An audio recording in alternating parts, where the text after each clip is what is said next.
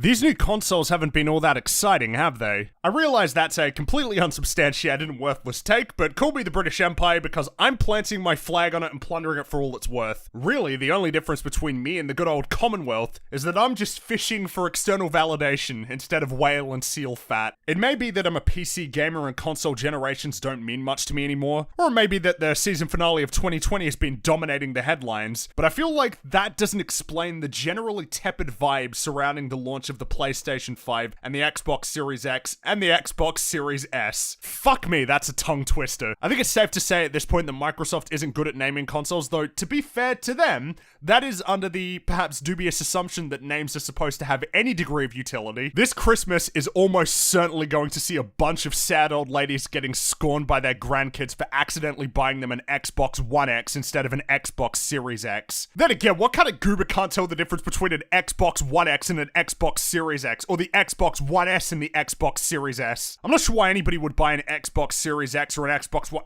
God fuck! What I'm trying to say is that I don't see the value in getting one of these new Xboxes at launch, what with the absence of major launch titles. Considering Microsoft has spent the last few years playing Snake Capitalism Edition with all these acquisitions they've been doing, I find that fact, somewhat perplexing. That said, if Microsoft's priority is to get people to buy into the Xbox ecosystem through Game Pass, I don't even know that it matters whether the Xbox Series X has any exclusive games. And if that proves to be the case, we're entering into a very interesting time for the industry. On a side note, it's kind of nifty that Xbox is promoting performance over graphics this time around. The notion that slideshows aren't particularly fun to play seems to be firmly taking root, and I, for one, couldn't be happier that the days of, no, actually, I think 30 FPS is more film-like, are behind us. I really do hope that all console games going forward continue this trend of providing players with fidelity and performance modes to choose from, though I am, to put it as meekly as possible,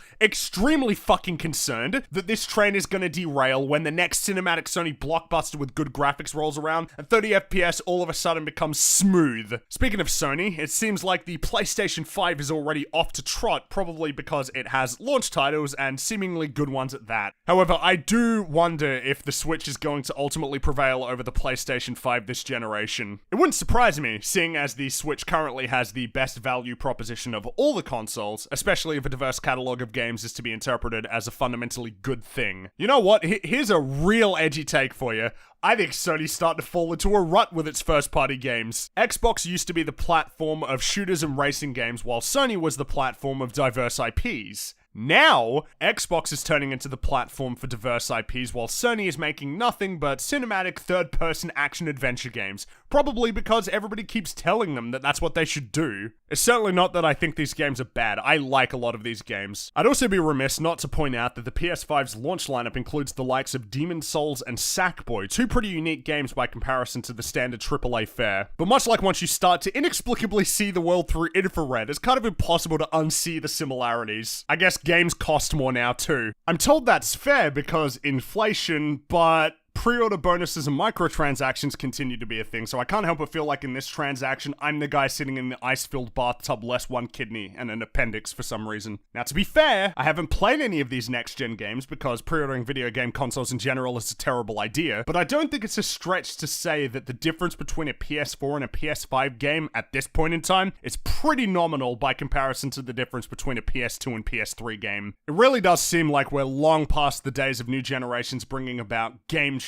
revolutions, pun absolutely intended. I hope that the faster loading times these consoles can support will spawn new types of games I never could have envisioned, but I think the fact that the most well-received launch game of this generation is a one-to-one remake of a PlayStation 3 game says a lot about how little has changed in the last decade. Well, that sure was a directionless spiel.